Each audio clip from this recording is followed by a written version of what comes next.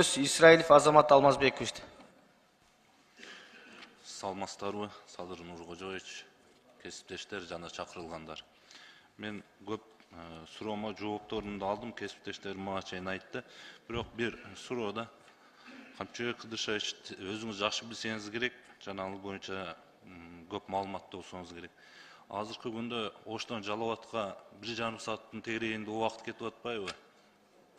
Ал эми мурун болсо Кара Суу районунан Сабай айыл өкмөтүнөн Сузак районуна Беговат жака түзөн-түз эле каттамдар болчу да.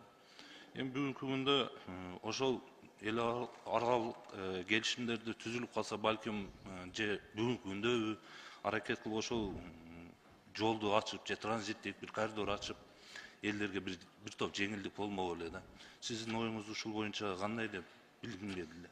Азамат Алмазбекович, сиз туура айттыңыз. Буюрса, үлгүрүп калабыз 1 декабрга чейин Жалал Абад Ош жолун через Беговат, через Ынтымак пос ачабыз.